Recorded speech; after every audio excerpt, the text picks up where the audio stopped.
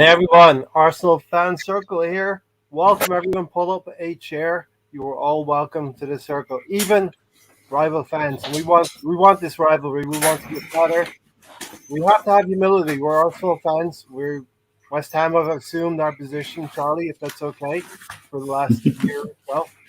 I always like to harken back to when we met you last year, Charlie, and Eddie and Nketiah popped up and scored the winner, and I think it was August last year. Mm. Yeah, it's the differences now is we're massive. I don't know if you've heard this. The people they're talking about it, they're hearing it, they're saying the words West Ham are massive. Do you know what I mean? It's a thing that happened. I mean, I always look forward to these games. Like we've spoken Ray before, but like I grew up in North London. Almost all of my friends are Arsenal fans, and I wish them well up until this game, which is the one game I need Arsenal to lose. And so I always really look forward to these games. I always really love them. Oh, Two two games. games, yeah, two games a year, 2 games a year. How, real quickly, Charlie, before we get to Matt and Mahir, how irritating was that 3-3 draw earlier in the spring? You know, it started off a trend of like whenever we got to 3 goals, which was quite consistently back then because our team was for some reason quite good, and like everyone would be like, just stop at 2. No one get to 2 because when it goes to 3, it goes wrong. And they were legitimately like, because obviously I do the watch alongs on Hammers chat, and it would be like when we got a 3rd goal, the chat would be celebrating, but then also be like, oh no, it's gonna go wrong. We can't be dealing with it. So it wasn't great. It wasn't. How wasn't familiar great does goal. that sound, by the way? Yeah, I can imagine. What? I was going to say, how familiar does that sound? Yeah, it does. It is. We are West Ham. We are West Ham or Arsenal. We can be massive too, Charlie. But listen, we have also assembled a leadership group here. Much like Arsenal. Got myself, a little bit elderly, Stan, maybe in the same age group, and Matt a bit younger, and then Mahir, probably the youngest of the group. He's the millennial. We need Yes, sir. He's the Ramsdale, the energetic terrier. so Thank you. welcome. He's our product. That's from not KLM. bro. He's our token. No. Mahir's He's our product from No, I KLM. really appreciate that. That's what your comment. Mahir's That's been your with me from the compliment. start. So Mahir and Matt, thanks for joining. Stan, thanks for coming in. Damn. Stan, you remember Charlie now? Yes, I do. Hi, Charlie. How are you? I'm good. Well, how are you, bro? Or you just fake it till you make it, right? Oh, regardless, listen. Politeness until it's fine. You know what I mean? It's calm. Exactly. So Charlie, start us off. This, like the banner down there, kind of enjoy these games, right? These are the big games. This is what makes the blood come through your heart, right? Yeah, I mean, especially we're not used to them, right? We're used to looking at sort of the London derbies as big games. So you're looking at Chelsea, you're looking at Arsenal, you're looking at Tottenham, games we enjoy watching, and then we're looking at the teams around us. And for it to be those combined, to be like, oh crap, if we beat Arsenal, this is like a potential 6-pointer for us. Or if you want to talk about Chelsea, Tottenham are a little bit irrelevant, but you understand what I mean. Like it's those games where it becomes enjoyable, right? And so for them to be combined at once is kind of wild for us. It's not really something we're entirely used to as a fan base, and we're still sort of growing and getting there. Give us your predicted lineup, and I want to ask Mahir, Matt, and Stan to throw questions at you as well. We're going to have you for about another 25 minutes, but give us your predicted lineup for West Ham, Charlie. David Moyes is very annoyingly stubborn and predictable in some cases. So we got one of those too. Yeah.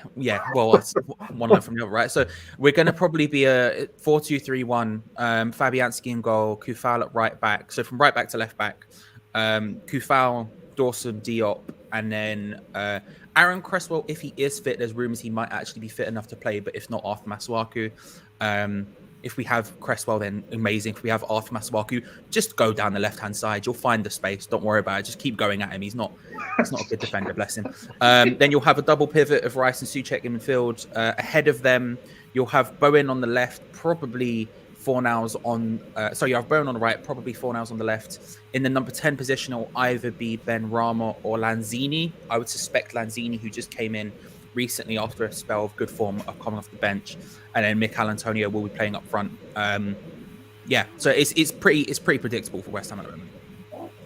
So if anyone's got questions, jump in because I've got some. If you haven't got anything, Stan, Matt. Mayor. I was just going to say, what are your expectations realistically for, say, the next 3 years? Do you see this as a short-term improvement, or do you think this is something that actually West Ham can kick on from? Where do you see yourselves in, say, 3 years as a club? No idea. No idea. I mean, the thing is obviously we've been playing a waiting game until 2023 with our owners. I've obviously been of the stance that once, so basically we have if people aren't aware, when we got the tenancy of the Olympic Stadium, 10 years after that, if we were to be sold as a football club, a portion of that, a percentage of that would go back to the taxpayer as part of like a way to stop David Gold and David Sullivan getting the stadium, increasing the club's value by twice, and then flipping it off instantaneously for a big profit. Yeah. That number is 2023. So there has been a sort of sense of waiting until 2023, where we will probably get new owners who are more likely to invest, because ours just don't do that at the moment. I'm sure this is ringing true for a lot of people watching this right now. And so recently we had a big investment from a Czech guy called Daniel Kretinsky, who has bought 27% of the club with a view to buying the rest in 2023. So we're sort of aware now, here is going to be the new owner. He exists. He's at the club. It's just a case of essentially illegal loopholes to wait until he doesn't have to pay the government any money. And so when you say next 3 years, I mean, really, it's kind of just a waiting game to see what happens. I suspect and I hope, if we can do well in Europe this year, then we'll have a little bit more money to play with in the summer with that and the new investment, and maybe we can build a little bit as a club, because what we have now for the first time in a long time is a really good core group of players. I think Declan Rice will leave. That's going to be a massive blow, but the rest of them will probably stick around, and it's about just building off of that as opposed to trying to build something in the first place. So hopefully a continued sort of level of top half finishes is the goal, really. That's interesting. So where do you think in Europe? I mean, what's the fan base's general consensus of where your levels of expectation are in terms of Europe?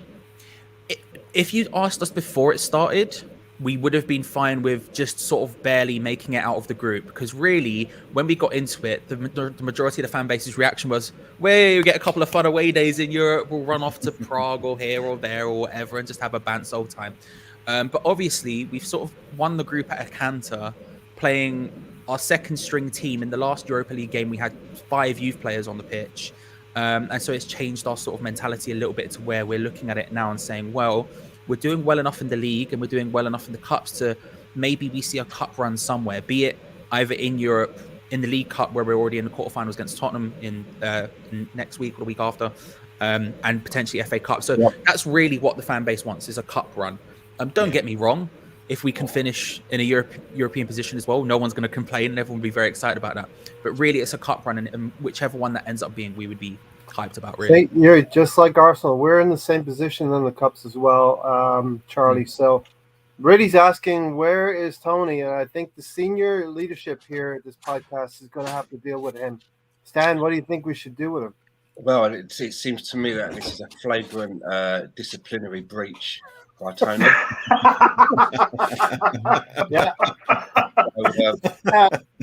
Let's shelve that for a second. We're gonna cross over the captaincy between Arsenal and West Ham a little bit later. But Stan, do you have any questions in relation to the game today? Tactics? I'd like to ask Charlie. So, if you could put your finger on it, what would you say has defined the success that West Ham is finding? Is it purely David Moyes? Is it some of the acquisitions he's bought? Some of the players. What's happening at West Ham that's enabling you to do as well as you are? I think I'd be lying if I didn't say there was a significant amount of luck involved to some extent. I mean, we've been screaming out for a right back for a long time, for example. We've needed a right back. Like, Zabaleta came in for a couple of years, and despite the fact he was walking around with a wheelchair most of the time, he was very consistent and very good. It was just like, it was always going to be a short-term fix because of his age, right? And so we've been screaming out for a right back since, honestly, I mean, it felt like we had it with Carl Jenkinson for a moment back at Upton Park. And then obviously what happened with Carl Jenkinson, he got that serious injury and ended up going to wherever he is now. I've no clue. But we've needed one. And then to describe the luck, So we've got Vladimir Sufal, who's an incredible right back. Somehow, we've got this incredible right back. This is how it happened. This is when I say luck. We don't have any scouts. We have one scout at the club. Legitimately, we have one scout. We have one geezer who I assume we pay to go to, like, I don't know, the Czech Republic, have a gander, find a guy, and go, oh, maybe him, right? That's how badly run our club can be at times. So when it came to needing a right back, because our one that we had at the time got injured, Thomas Souček said, oh, I quite like my friend Vladimir Sufal, who I used to play with at my former club. And so we just went and bought him in like a couple of days. There was no forethought. There was no planning, no scouting, no nothing. He just went, yeah, he's all right. And that geezer's okay. Yeah, and it turned out, oh, he actually is quite good. Thank Christ for that, because that could have gone significally wrong. But it turns out he's really incredibly reliable. I think you got a scouting fee for that. Your Czech scout's not named Brownie by any chance, or Adam. I don't know. I don't know anything about him. He just sort of. Listen. If I was him, I'd be loving life. That is an inside joke. That is. But yeah, no. I honestly, we have made the joke that Thomas Souček is essentially our second scout at this point. And we've got to the stage now where we're starting to build out that team. We've got a couple more. What time to be alive? Come on, let's go. Grant Holt's just come in as one of our new scouts, which is exciting for me. But yeah, it's weird. Like David Moyes. I've been on here before and I've probably been very disrespectful to him, and I will continue to be because I don't think he's that good. But what I will say, the biggest positive I could say about David Moyes is that this season, every single player knows exactly what they're meant to be doing. Everyone is incredibly well drilled. Even when we're up against it and we're really struggling, we have our natural propensity to how we play. We play out to the wide, to the fullbacks who get forward, who start pinging in crosses. They're very good at it. Cresswell, Souček. Everyone knows what they're doing exactly. And again, the biggest thing I could say that was even more positive this season is even when we have played our second string players in Europe, for example, they all exactly know the drill again. And I think that is a lot of it. We are better than the sum of our parts. Don't get me wrong. We have some outstanding talents. We have Declan Rice, who's outstanding. We have Thomas Souček, who's outstanding. We have Pablo Fornals, who I think is outstanding. Antonio, when he's actually in form, is outstanding, but right now he can't hit a banjo with a barn door. But we do have some key players who are incredible, but it's the fact that everyone knows what they're doing makes us significantly harder to beat than we should be otherwise. Charlie, Ray Anderson has said Grant Holt is your scout. Yes, I got I love a big target, man. I can't lie to you, just a big lump. And now he's here finding other big lumps, and it's very exciting for me personally as a Grant Holt fan. You know, just get me more of those. I'm happy with it. That is a name from the past that strangely is familiar. It is, yeah. Right. So David Moyes, he sort of backed up Arteta. We'll get into that in a little bit, but he said he's looking up to third place. Charlie, he's probably right. The right attitude to have. He's not looking over his shoulders at Arsenal, Manchester United, or Tottenham, but he's looking at who's next, Chelsea. Yeah. I mean, I think the one thing I would say about David Moyes is always take everything he says with a gigantic grain of salt. He just says stuff for the sake of saying stuff most of the time. Yeah. When he came back the second time, he said, I win, that's what I do. And I was like, you didn't for the rest of your career. I don't know what you're talking about now. But it's this sort of thing where I think he likes to play the PR game more than people would expect. I think realistically, we just need to be looking at every game as they come. I don't think we can be looking ahead towards the end of the season. If we get too caught up in a top 4 race, for example, when we inevitably do suffer some losses, which we have been doing recently, you aren't coming. Mm-hmm. If this match was last month, I'd be a lot more confident than I am today because we've had a string of quite bad performances. If we get caught up in this, then I think there's a risk of falling away significantly. So I think realistically, and I think probably David Moyes behind closed doors would be looking at it in a game-by-game basis. He's a very realistic kind of guy. But hey, that doesn't mean fans can't be going, we're in a top 4 race, even though it might be a bit too soon to say that. Recently you slowed up a little bit. So how do you this draw at Burnley, does that complicate this game for you tonight? I mean, I'm just happy to be but I'm just happy it's done. That was the most dull game. Like, obviously, we all know because we do like videos and we talk about games and that. Trying to talk about a 0-0 draw against Burnley was just oh my god! It's hard work. It's hard work. Guys are giving nothing. And I did a flipping watch along, so I'm sat there for 3 hours talking about nothing. Oh my god, it was hell. It doesn't complicate it, but I think it should refocus the team. For the last sort of month and a bit, we haven't the front three of the front four. Bowen has been fantastic. Bowen has been very good for a long time this season now. But the rest of them have been very out of form, very spotty. And I think what it should do is instead of complicating it, I think it should make it more simple. I think it should show that actually, no, just because we're flying high, just because we have had some incredible results this year, beating Man United, beating Man City, beating Tottenham, beating Chelsea, we've beaten Liverpool. Like, just because we've had these results doesn't mean that we're good enough to just take a day off. We can't rock up against a team like Burnley who are in the relegation zone and struggling and go, actually, no, we are big. We can deal with this. No, we have to still keep those levels up. And it should hopefully reinvigorate the front line specifically, because they're the bigger problem, into showing what they did earlier in the season. I'm going to say again, jump in if you guys have anything. But Charlie, the away form for West Ham, is that a concern for you? Wolves, Brighton, Burnley.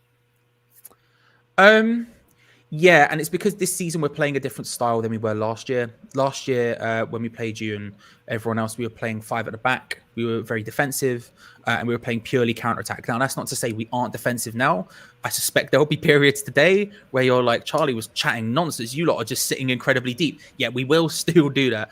But we had a very, very specific style of play where we were 5 at the back, and we would just ping it forward, and we would attack with incredible pace.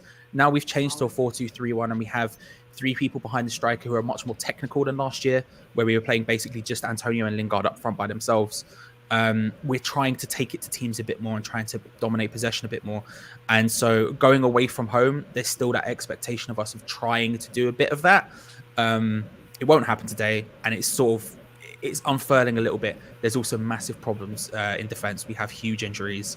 Both our first choice centre backs, and Kurt Zouma and Ogbonna, are out injured. Like I said, Cresswell's potentially still injured. He has been for a couple of weeks. Soufal is our only fit right back now because our other 2 have got injured. So yeah, we've got big problems there as well.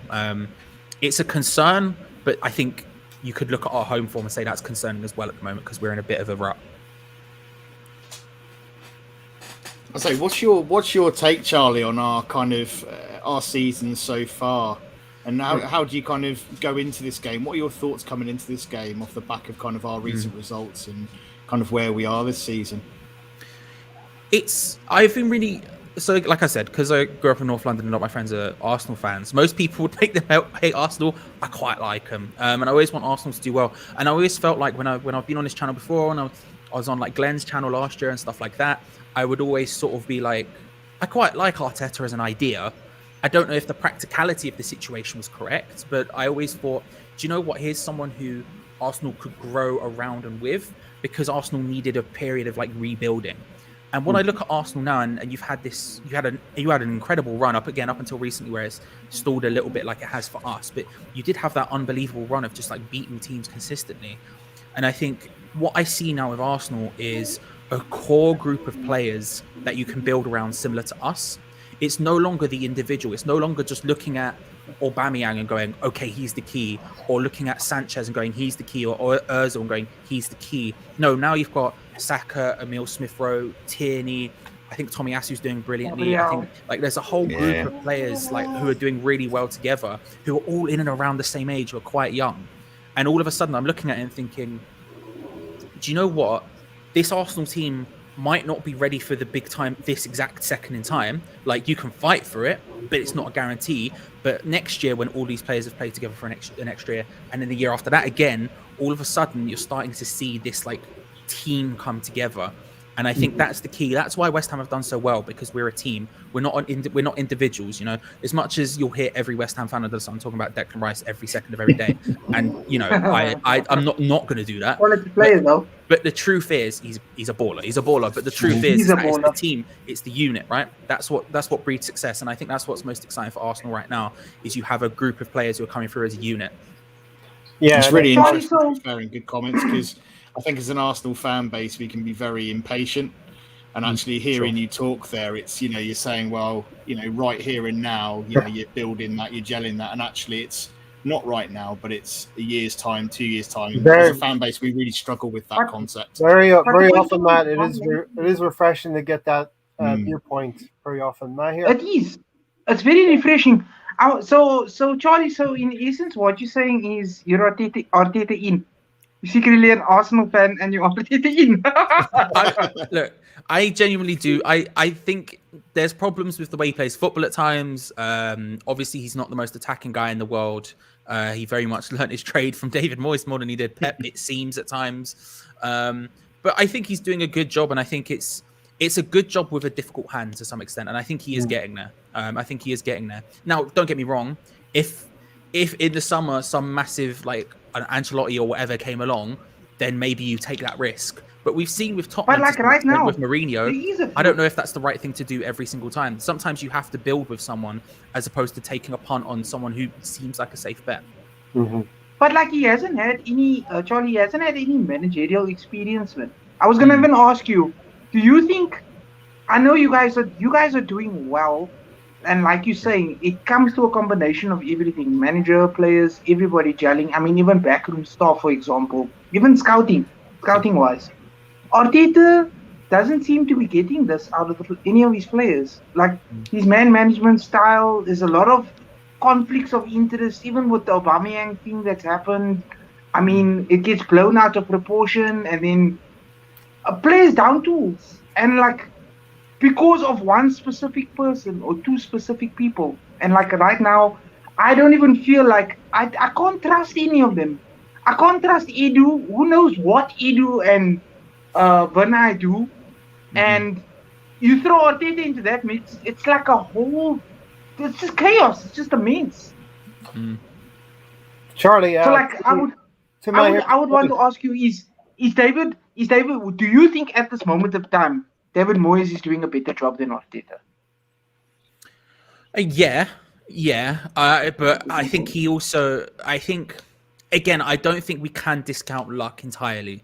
And I think, to be fair, I probably think that in a lot of stages of life. You know, when you hear someone like a really famous businessman or whatever, who's like a billionaire or whatever, and it's like, just go out there and follow your dreams. And you're like, yeah, but you did also get somewhat lucky. There's luck in everything, right? You can't just discount it all as like get up and go perseverance and we go.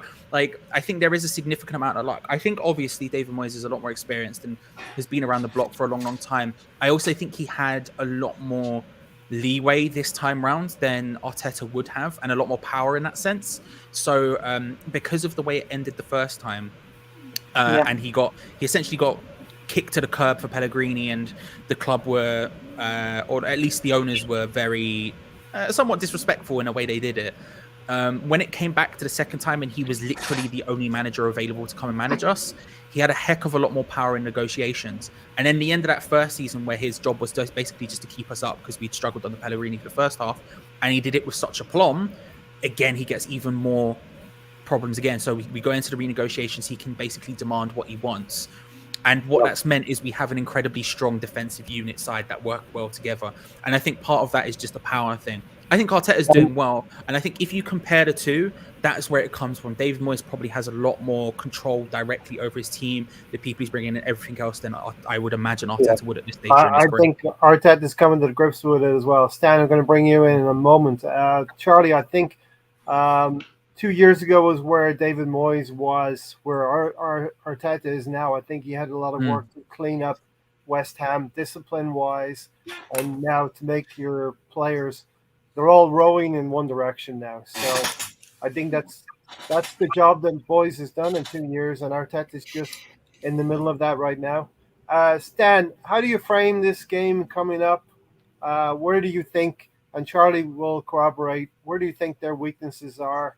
And where do you think our strengths are? Well, right now, West Ham are our direct competition in, where the teams want to get to. That I'm surprised that we're as close to the Champions League spot as we are. But should we be able to get into that spot, then it's up to us to try and either hold on to that or try to improve, which I think is going to be a tough job for us. But what I see about West Ham, and I see it with a lot of teams. I've started watching. I watch a lot of the highlight shows here in Canada. After I watch the main match, I get up for. I like to watch all of the highlights. And what I notice is, and I notice it in West Ham as well, is when I look at a lot of other football teams in the league compared to Arsenal, I just see them playing more cohesively as a team. Even when we were going through the run that we had of 10 games, I was looking at other teams and looking at what Arsenal fans would probably arrogantly say lesser teams, yet they're playing more cohesively. And some of these teams, they've got managers that have either been in around the same time as Mikel Arteta, or they've been in for less time as Mikel Arteta. So the question that I'd like to throw out, and maybe more to the Arsenal side of the panel, is do you think that had David Moyes been appointed the manager of Arsenal at this moment in time, we would be in a better place now than where we are under Mikel Arteta? It's a really interesting question. Probably. Yeah, most definitely, I would think so. You know, Moyes had that nous, had that experience. He knew what to do. He knew how to deal with strong personalities. Charlie, your perspective, because I think Matt, Mahir, and myself kind of think yes, Moyes had more tools in his locker to start an Arsenal project. Potentially, although what I would say, and I think this leads into the captaincy thing as well, is when you talk about West Ham's leadership, it isn't just Moyes. It's very easy to just point at David Moyes and go, he's the person who's done it all. And he deserves, obviously, mountains of credit for what's happened. It isn't just him. We have a backroom staff that involves Stuart Pearce and Kevin Nolan, who were both incredible captains during their time as well. And I think two people as well who, let's be real, if you're stepping out of line, I don't think you want to meet Kevin Nolan or Stuart Pearce in the changing room after, because I suspect they'll end you. Let alone having a very angry Scotsman in David Moyes. You have those two next to him. And then also, of course, we do have Mark Noble and Declan Rice, who are both our captains. We have Mark Noble, who's the club captain and has the band whenever he's on the pitch, and Declan Rice, who's taken over from that role this season, being our captain. It's a strong group of leadership, right? And it's that thing where, as much as we just want to point at David Moyes and say it, potentially, yes. I don't know how David Moyes would have set up with this Arsenal team. I think you're also struggling, at least in the early stages, we're struggling with the transition between different managers of different styles and this changing and that changing and this changing and that changing all of the time, which is something we've had. It's that prolonged period. The longer these people get to create a group of their own, you can see a more consistent style come into place. And I don't know how well David Moyes would have dealt with that transition. Would it have been any better than Arteta? You would suspect so, but I don't know if you could say for certain. Yeah. So quickly, we have you just for a few more minutes, Charlie. Comment on what you're seeing from the outside in terms of Aubameyang being stripped from the captaincy. And if you don't know the full story, we're all focusing on the match today. It's a bit wild, isn't it? It's a bit wild. I think that's sort of the thing I'll say. Like, we've had a string of like 2 or 3 very good captains in a row now. And it was something where before Sam Allardyce came in, we really struggled with, because we'd just been relegated, but our captain was Matthew Upson, who, to be fair, was a good centre-back, but a horrendous captain. And then basically Scott Parker was de facto captain because of his performances, but the actual band was on Matt Upson, and we were in complete disarray because of it. And I think when Sam Allardyce came in and he brought in Kevin Nolan, as much of a ridiculous joke that is to be like, Sam Allardyce has arrived, here's Kevin Nolan come in, because it's about as predictable as it's going to be. There's a reason why. And that's because Kevin Nolan was such a good captain and such a good voice for Sam Allardyce on the pitch that it was too important to let him go. He had to come in every single time. And then Mark Noble took over from that, did the exact same thing Kevin Nolan does, is an incredible ambassador for the club, does everything right. And now Declan Rice is doing the exact same thing again. And I think you can't play that down. I do think it's incredibly important. It seems like a token gesture, almost just putting an armband on someone and saying you're the captain, you get to run up to the ref and have a go at them when something goes wrong. But there is actually it does have a legitimate effect on the team, and you see it in times where you don't have a great captain. All of a sudden you realize how important they are. And I think part of that, like I say, I think it's important to say part of what we have now is because we've had great captains in a row. And I think with you lot, it's a case of trying to find who that guy is. I don't know whether there's someone in the squad or what, but with the way Aubameyang has been reacting, I know a lot of West Ham fans I've seen since the announcement happened being like, all of this over a tattoo, all of this over that. And I'm like, no, this is a much longer running issue. Yeah. It's a huge build-up of things. And you can't, if it was one thing, then it's one thing. But the professionalism and how you lead either on the pitch or off the pitch are incredibly important. Yeah. And so the fact that he's had to be stripped of it is mad. It's chaos. It's crazy. So Charlie, thanks for joining us. I'm going to ask you one more question. There's many criteria to selecting a skipper for the club? What's the main criteria, in your opinion? I think they should pick themselves in a lot of cases. I think if you don't have someone who is so unbelievably obvious as the captain, then it has to be someone who leads by example on the pitch. That's the biggest and most important thing, because it has to be someone who, when they go out there, will give 110% every single game. And you can say what you want, for example, about Mark Noble as a footballer, especially in his current age. He's not exactly, he's not Santi Cazorla, is he? Like, let's be real about it. No, he's not, more like right? a Granit Xhaka. Is that bad to say? I think you're giving him maybe too much credit at this point in his career, but he will 100. He will give 110% every single game. He will do everything in his power. Yeah. He will lead that team when he's on the pitch, and I feel like those people should be obvious. And if it's not, you just have to pick the person who leads by example. In my opinion. Charlie, thanks for dropping in. Thank you very much, everyone. Thanks, Charlie. Cheers, Charlie. Great listening to you. You're killing it over there. Legend. When you're I would not say good luck, but I'm lying. Good luck for the rest of the season. But I'll see. Yeah, But, we know you're a gooner, man. We know you're a gooner. Charlie. Secretly. Thanks. No worries. Cheers, everyone. Cheers. All right, that was Charlie. Stan, what's your take from that, Stan? Anything? Yeah, interesting. But I do think that after hearing what he was saying about the problems with their defence, that's given me a little bit more confidence that we might be able to get at them. You know, they've got a makeshift defence by the sounds of what Charlie's saying. And that's always, you know, if you're the manager and you're aware of that, that's what you should be working on for training. Getting at the defence, they're going to be a little bit shaky. Not had a lot of time playing. Yeah, get straight in there. Yeah, I mean, the fact that it could be Dawson, and Dawson has been a weak link for West Ham recently. So, you know. Wasn't he a weak link for Tottenham also, by the way? Yeah. Something we didn't have a lot of time to get into with Charlie, but we can obviously talk about this. Antonio and Souček, they're not scoring. They haven't been scoring of late, and we are Arsenal, and it's Christmas. And it's Christmas. I was going to say, and we like to hand out gifts, don't we? Yeah. But I hope I'm wrong in saying that. I hope Gabriel can marshal the troops.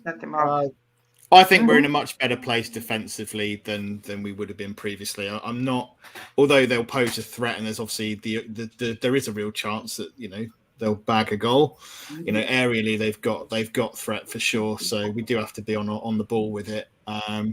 But I'm much more confident in our defensive back line to deal with that kind of threat than maybe I was a season ago or so. So I would say as long as there's, at this particular moment in time, there's harmony in the squad, and they're, you know, they agree and don't have a problem with the line that the club has taken over Aubameyang, and that's not affecting them, then it should be business as usual. Yeah, you know, if everybody's on the same page about that, then there shouldn't be a problem. I just hope that it's not a case where you might have a couple of camps. I think we've all played football, maybe not at a professional level, but if something's going on with you, once you go out in the field, you forget about that and you play the game, right? Yep. You should. Absolutely. That's your experience, you know. Any kind of level of it affecting the players on the field, it might affect you leading up to the game. You know, it's more about the preparation, though. It's more about affecting the preparation and the focus on the preparation, so that when you do cross the white line, you know what it is that you're supposed to be doing. Yeah. Presto play. We'll take a few comments here, catch up with the guys here, and then we'll talk about whatever you want to talk. We want to talk about the game. You want to talk about the captaincy, because there's a lot going on with Arsenal right now. West Ham can really press well. I think they are really going to put Ramsdale in the back four under pressure. That's where our midfield needs to come to the party and create the space. Nice pun there. Midfield is key, right? Yeah, big. And we haven't always turned up in that department, have we? You know, defensively, we've been very strong, but in that centre part of the midfield, we've not always been at our A game. And today is one of those days where we really need to impose ourselves, get hold of the ball, control the ball, you know, keep some possession, and not let them impose themselves too much. You know, we really do need to kind of improve in that area. So hopefully Partey has a good game. Hopefully we can kind of maintain some possession and actually get a bit of flow going, a bit of football going. and not try to absorb too much pressure like we did against Leicester in the second half. I don't want to be seeing that really. I want to see us kind of taking it on the front foot and taking it to them. If we can get into a 2-0 lead, it's probably going to be one of those sit on it. Mahir, I think Presto Play said it was the CR7 that started a lot. Disgraceful. Listen, That's like me going out and getting hammered. So I say for my team getting hammered, and then I'm like, I go up to them like, yo, you scored some good goals there, man. How was that back heel? And you skilled so and so, but my team's looking at me like, dude, what are you doing? What the hell? No. You kicked out of our team. That's basically what they're gonna do. That's how disrespectful it is. Stan, go ahead. You don't have to be Sherlock Holmes or Columbo to work out that was a clue that all was not well behind the scenes. There's been a few clues.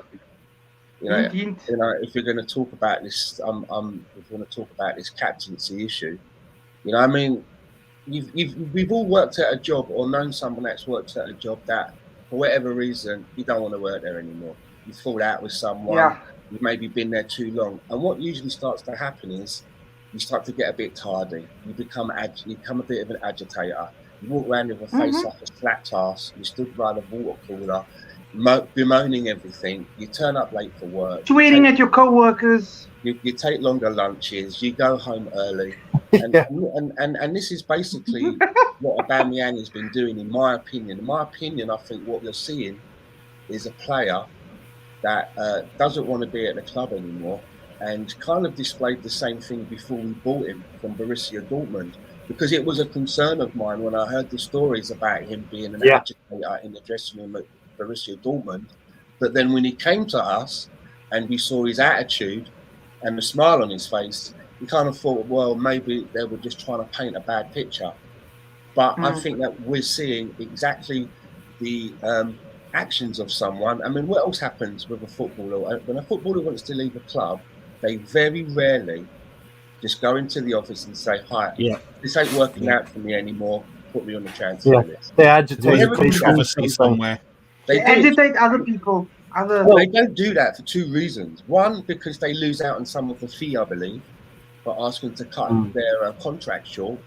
And two, in their eyes, they kind of feel that they're saving face somehow by not asking to leave with the fans. And it's bizarre because they are losing faith, because usually when they want to leave, what happens? Their form drops mysteriously.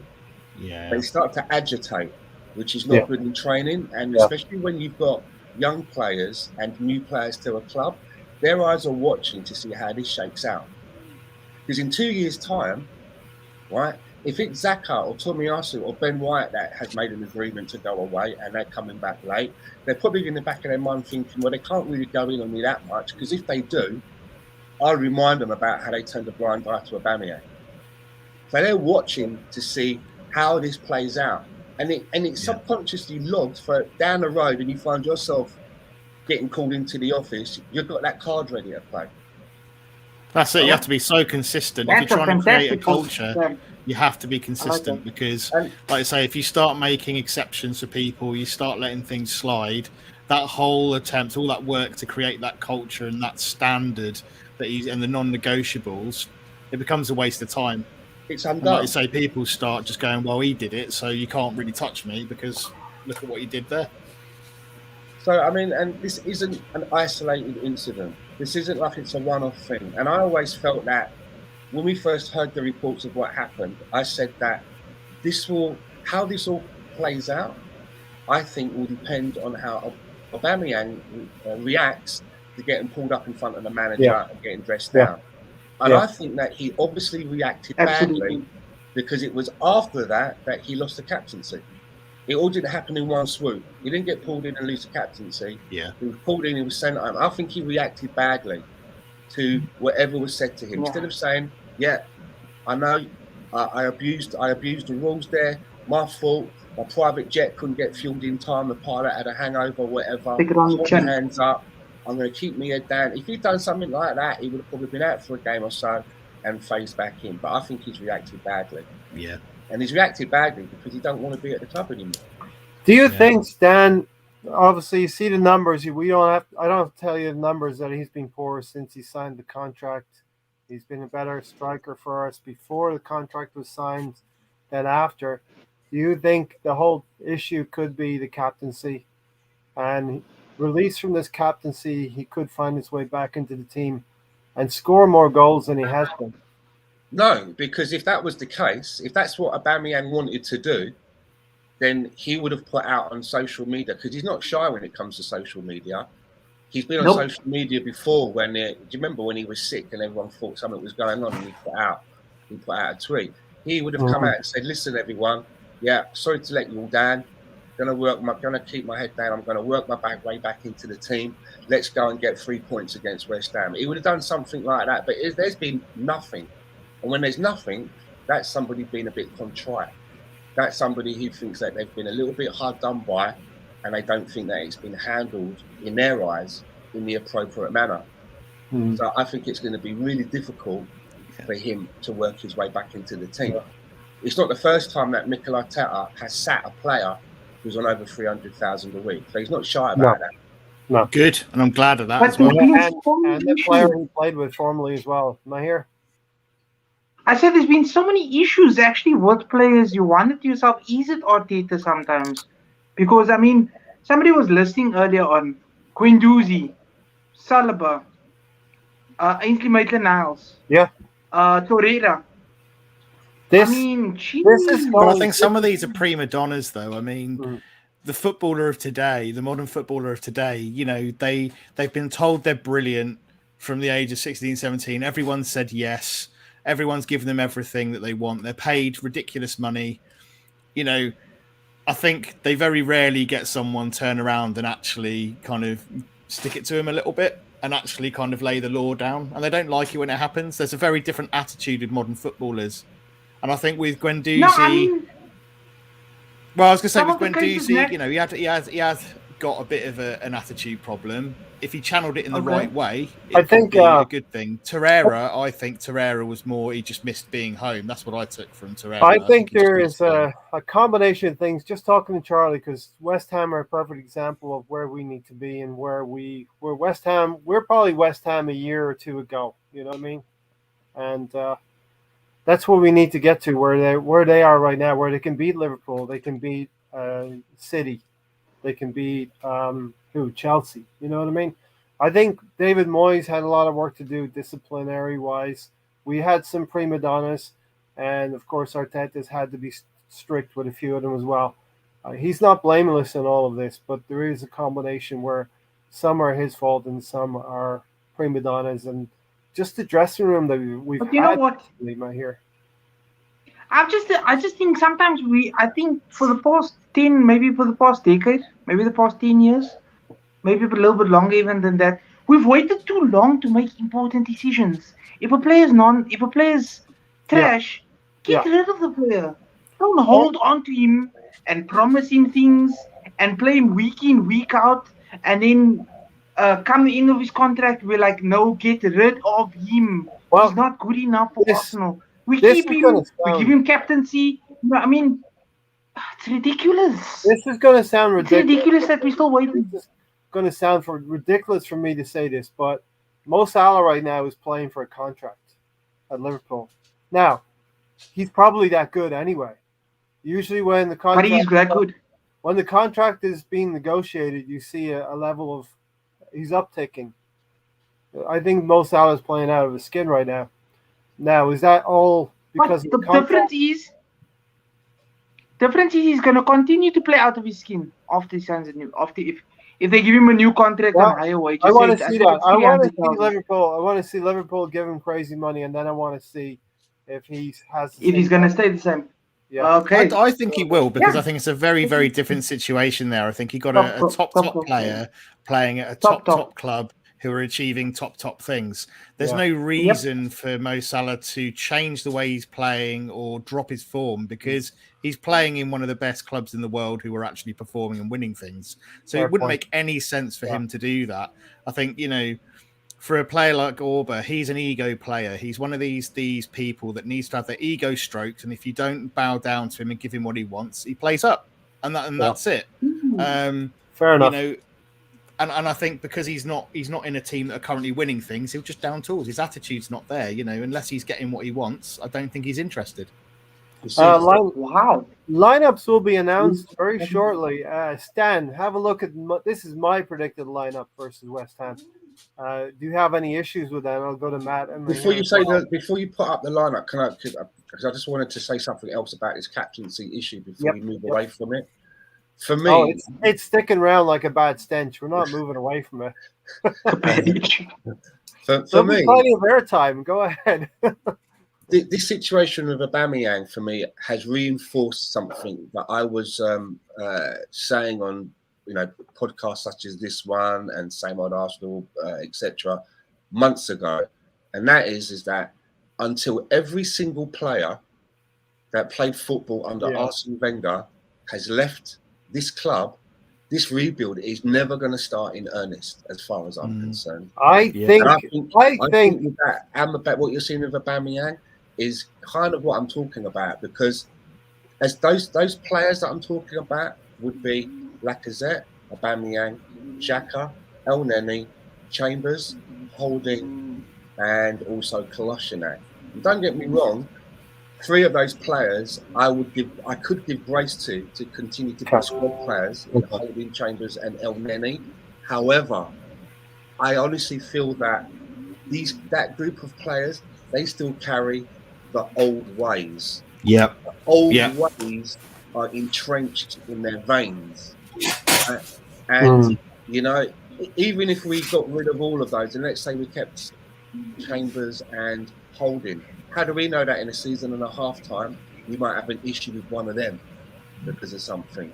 And the way that they expect to get treated, it's not going to happen for them the way it used to be with Arsene Wenger soft soaping it, and then they don't like that, and then they react. So let's just get them all gone and let Mikel Arteta have his own regime, because I just think that those old ways are still forming a shadow. Totally agree with that. Totally agree, because you think like Ozil and stuff, who were given special dispensation above everybody else, they carry that into that new regime, and it's your workplace analogy is really good, because you always get those people who's like, well, we never used to do it that way. This guy, he goes to the workplace. He brings the workplace analogy a lot. It's true. It's so good though, because bloody you do get those people who are like, it never used to work that way, so why do I have to do it this way now? Exactly. And it's so disruptive. Stephen at Statman Stubbs football channel, we'll let you know when we see the lineup if we're confident. We think it's going to be something along these lines as well. Is there anything you would change there, Stan? In that lineup? I mean, granted, Xhaka, but we all know he's on the team sheet, right? Is Emil Smith-Rowe playing? Is he fit? Is he back? Is he training? I would hope so. I haven't seen anything to say that he isn't. I did try and check the Arsenal website, actually. Hopefully he's been MacGyvered and we can put some, chewing gum on him.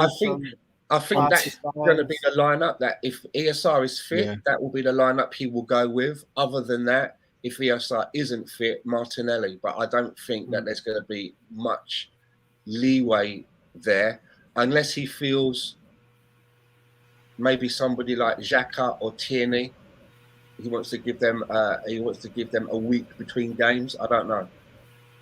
Just looking at the team news, there's only Bernd Leno and Kolasinac on there as being injury concerns, so I can't see anybody else there. So it looks like they're fit. Anyway. Yeah, exactly. Yeah, so it looks like everybody's fit. In Jamaica, they call that attitude "hurry, come up." Hurry, come up. Means that you think you're big. Oh, you came up too fast, right before you were big. Yeah, I came up too fast. That's beautiful. Hurry, come up. I want to ask you guys a question. Would you guys consider playing Martinelli over Lacazette in this game? Through the middle, yeah. As your striker? Maybe not this game. Maybe not this game, I hear, but there's definitely an opportunity to do that. Maybe in the cup games we're going to see something like that, because I don't know. We don't know what's going to happen with Aubameyang. When do you think he's ever going to come back in an Arsenal shirt?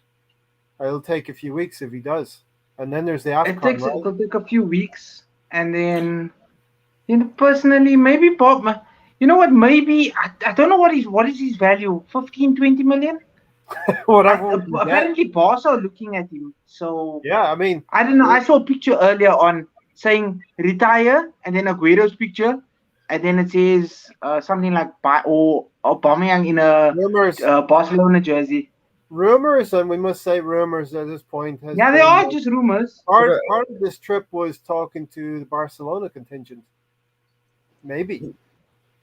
He wasn't Stan, banging. Matt, would you right? guys sell him for 20? Yeah, if we I can would. get 20? I'd sell him for a packet Sell him of to Barca? cheese and onion Walker's crisps at the moment. But he wasn't Ooh. being Go ahead, prolific. Stan. He wasn't being prolific before he got before he's been benched or whatever. He was just coming on off the bench anyway. Maybe it's a blessing in disguise. Maybe we will have an opportunity to see if we can cope without him. Okay. Yeah, we all worried Okay. about AFCON and what would that mean. And Partey was sleepwalking. He's gotten a little bit better against Southampton. Aubameyang wasn't performing. Then we were lately thinking, okay, we're going to get to see what Arsenal is without these players. We've And been we're not without playing him for the well whole anyway. season. He hasn't been there the whole season. Whereas, I mean, we're acting like, Right. can we The cope moves with again. without Aubameyang? He's not been there. Martinelli is starting. I mean, when he's been on the pitch, he's ghost. Martinelli is in the team.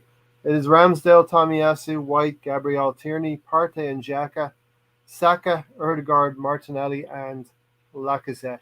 So Okay, left, right, middle, and up front. Okay.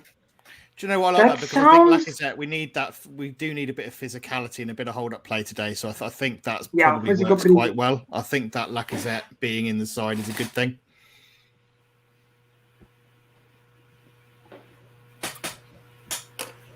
just give me a minute till I put this up. Your thoughts on Martinelli in? Emile Smith-Rowe is probably still injured, and he's not in the team. Emile Smith-Rowe is on the bench. So It gives us a bit of both, doesn't it? I think you get a bit of pace, but also you get that kind of hold-up play as well. It could work and balance quite nicely. Yeah. up against that midfield. I mean, you couldn't experiment really with midfield. Odegaard free kick from like 20, 25 yards out. Yes, please. Call them Yes, out. please. That would be 4 games in a row. That's not going to happen. 4 How do you know goals, that? 4 He's games. on fire. He's on fire, right? I'm really pleased what's happening with Martin Odegaard because a month or so ago, I think he might have been on I don't know if it was on air. No, I think it was with the bearded Gooner. We were talking about Odegaard, and they were talking about how maybe they should be, a couple of the lads are saying playing him deep next to Partey. And I was like, no.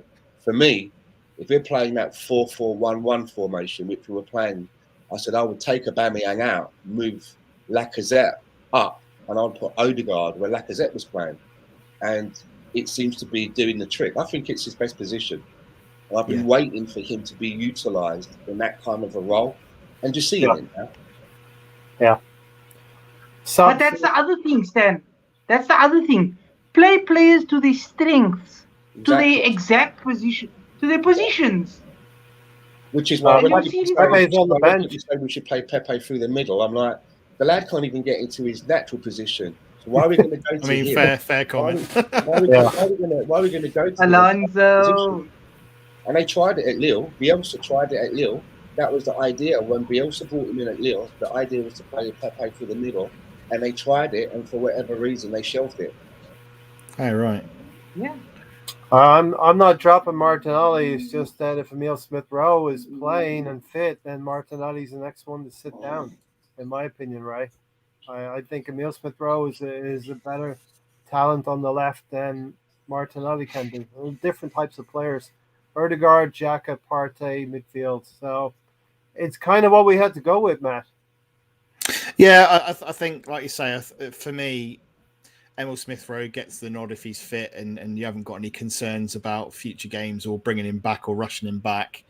But equally, I'm not unhappy with Martinelli there. I think he's earned a spot in the side, whether it's on that side or up front. I think he's done some great things in recent weeks, and I want to see him get more minutes and kind of build up a bit of a run of form and kind of get some match fitness, because I want to see him utilised more. So, do you know what? If it doesn't work and he has a bad first half, Emile Smith-Rowe can come on, but it's nice to see him getting some minutes, because we've all been sat here this season going, why isn't he playing?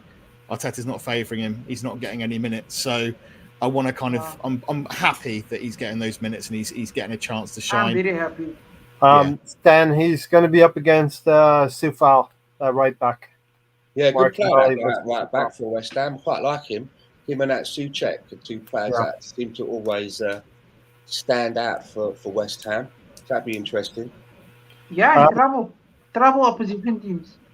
Mahir, so Martinelli be What on was the Charlie saying? Wasn't Charlie saying something about running on the left? He was We need talking to run about up the left. Masuaku Charlie was saying? right here. They're left back, so that's going to be Saka up against Masuaku or Cresswell. Now, I'm not sure if Cresswell's in the team or not. You. Masuaku. Yeah. Sorry, Ray, you were going to ask me something.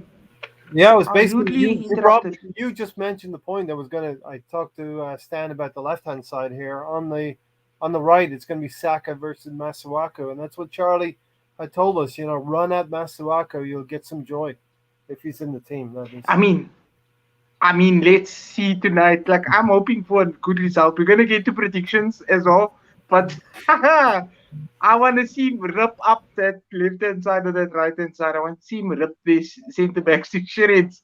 And one other thing I just wanted to tell you guys, as much as I was saying Odegaard is trash, I am most hoping to be proved wrong.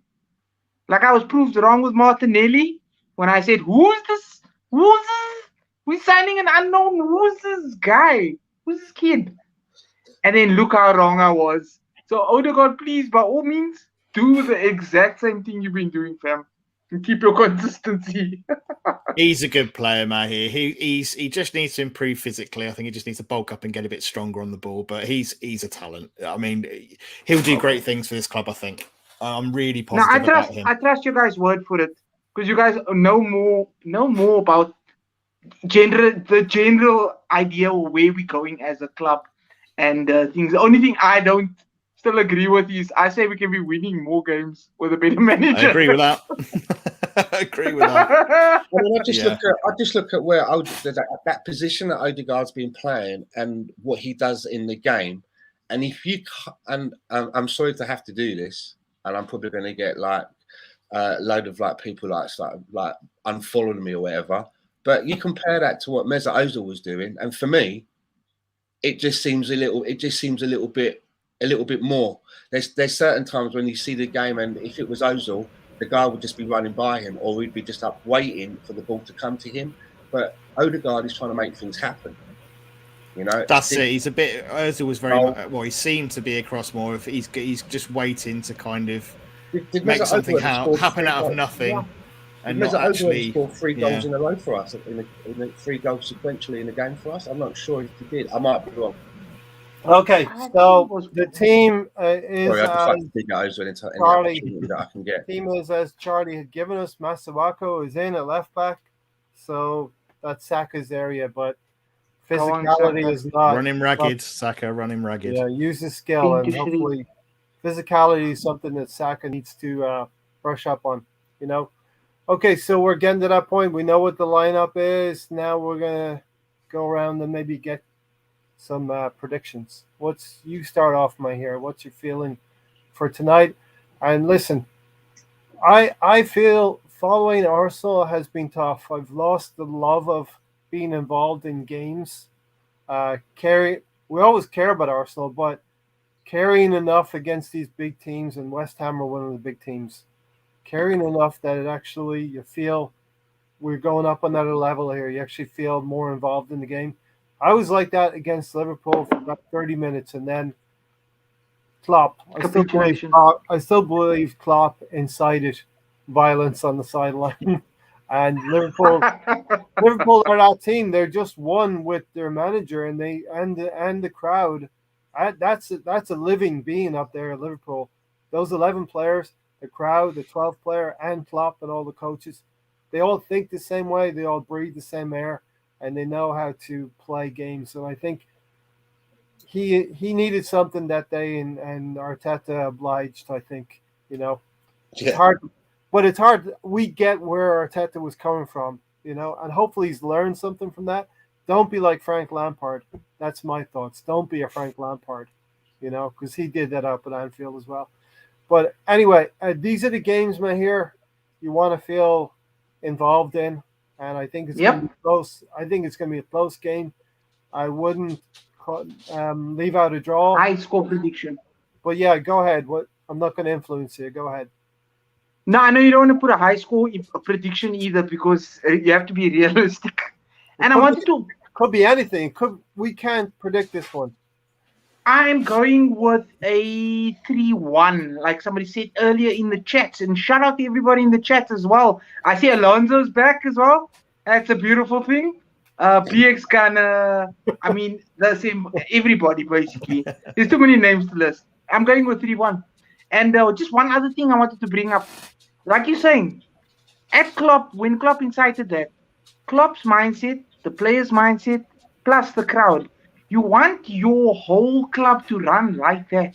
Where, like with myself, I will take a bullet for you guys because you guys are like family to me. That's how you want to play. Yeah. You want to go out on the field and say, I'm not gonna lose to whoever we play, Man City, Chelsea, Tottenham Row. I'm not Manure United. I'm not gonna play and disappoint my teammates by playing trash. So I'm gonna give it till there's blood and sweat in my boots, so you guys can't say anything to me about not defending you. Like that.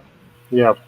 You know what? That reminds me of Braveheart. That reminds me of, we all know that scene in Braveheart, right? And just thinking Braveheart, I'm thinking Kieran Tierney. But Matt, go ahead. Yeah, just echo Matt here, really, with everyone in the chat. Really, really good as always. Some great comments in there. And obviously, Charlie earlier on, actually really enjoyed speaking with him and having him here as well. Really knowledgeable guy, really, really knows his stuff. And really interesting to hear him talk about West Ham and his thoughts on us at the moment. So thanks to Charlie. Yeah, I'm probably going to be a bit more conservative than a 3-1. I do think we might just edge a win, and I'm going to try and be on the positive side. I'm going to predict 2-1 win. I think our home, but just purely really because we're at home. I think our home form has been a bit better than our away form, shall we say? Just a bit, yeah. Yeah, so I'm hoping that'll come through tonight, and that we'll have a performance. So I'm going to go for 2-1. 2-1. This could be anything, Stan. We don't want it to be a Old Trafford game, do we? No. I mean, yesterday, if you'd asked me, I was quite tentative and thought it would be a draw of some kind. But after listening to Charlie and, you know, what he said about the back four is a little bit makeshift. And what I've been hearing in the chat about some of the defenders that play in that position, it's given me a little bit more confidence now, rightly or wrongly. Yep. And I'm actually going to go with Riddy in the chat, and I'm going to go with a 2-1 for Arsenal. I just feel now that after hearing that about the defence, it might give us an opportunity to really have a go at them. And if they try to pass out from the back, if we can try and apply pressure, they might make a mistake. You know, something that we've done in the past by trying to play it out in the back and try and capitalise on mistakes. Then that second goal, was it the first goal? Was that Lacazette goal? How Ramsdale nearly put us in a state of panic there when we passed it to the back, and then, but somehow we managed to push on. Mm-hmm. It was beautiful. Matt here. You're probably not going to be around tomorrow evening. So, what are your thoughts on the nominee for captain? No, I'll be around. I'll probably be around. I'll probably, hopefully, be. We should. My captain personally, I would really want to give it to Ramsdale, but I just don't want pressure. Too much pressure being applied on, you know, newer players. These players that actually have heart and have fight and drive and passion and want to give everything for their club. So I would say Gabriel, yeah. Gabriel is not Ramsdale. Captain today, do we know? Go ahead. Who is the captain today? It's got to be Lacazette, though, right? That's a good shout. Yeah, you would have thought so. Dan, do we all know that Lacazette's going to come off and Granit Xhaka is going to get the armband, right? Are we prepared for that? Hell no. Last time we brought Rob Holding against Yeah. So it doesn't automatically go to Xhaka, I don't think, after Lacazette, but I'd have a feeling that this fucking leadership group bollocks that we're still tinkering about with. The friendship bubble. It's like fucking, Yeah. Emery days again, all over again. I mean, what's all that about? Just pick a fucking captain and pick a deputy or a couple of lieutenants and be done with it. But Absolutely. I think Granite Jaffa is part of this leadership group.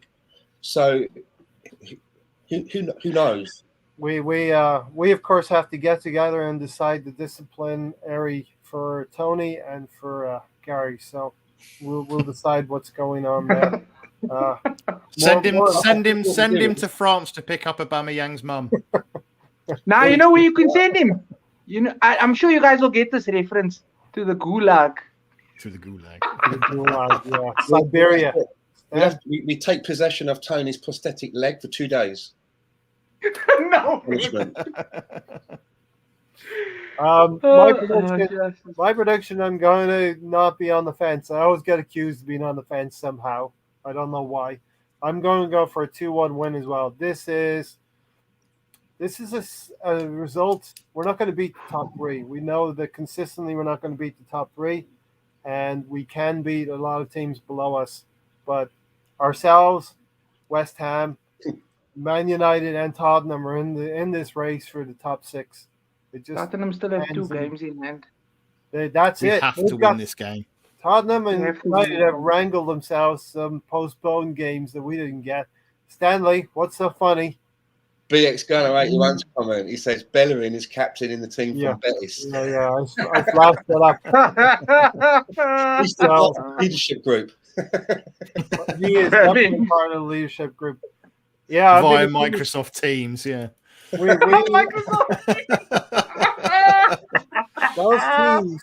Half-time teacher. Hold on, we've got Hector coming in via Zoom. Hector, are you there, Hector? It'll be like that episode of what's it called with Sheldon when they put Sheldon on the tablet On the that little computer robot screen thing. and they gave him Yeah. They'll just wheel him in on a tablet into the changing rooms. Bellerin also got sent off recently. Yeah, but wheeled listen, him into the car. this is a game that we can win. We're playing at home, so let's put our best foot forward. Put the captaincy thing to one side. We'll probably get into the captaincy tomorrow night as well, in more detail as well. This has been the pre-game show. Disciplinary measures will be taken against Tony and Gary. But, of course... Can I just say as well, if anybody's looking for something to watch after the game, I will be on a Burcap Wonderland about 5 or 10 minutes after the game with Good Danny shout. and Nice one. Come and check that out, guys. Who? Danny, the GFP, and I think Owen as well from the Owen. the Guna Irish Owen. Yes. All right. I believe. I think most people know Irish Righty. Owen. Yeah, we got to get Owen over here as well in the circle sometime as well. Enjoy Oh, cool. the game, Stan. Enjoy the game, Matt. Hope so. Enjoy. And you, Ray, and you guys. Thank you guys, man. I don't be afraid of this game. This is a game to enjoy. I mean, I think too many Gooners are afraid of what's going to happen. Impending doom. Don't have impending doom. I think No impending doom. teams We've gonna got this, get better. guys. We've got it. Yeah, we've Yeah, 3 words. Have We've got it. a got it. We kind of got nice. this, right? Thanks for watching, everyone. We'll see you tomorrow night, okay? Be there or don't be there. Be there or be circle, right? Be there. Don't be square, be circle. Don't Hey, forget drop a like, everyone. Drop a like. On the Yeah. video. Have a nice Smash night. the likes. This Don't shit's forget free. the boarding passes for tomorrow night. Yes. This is a first class flight. Thanks, guys. Take care. Come on.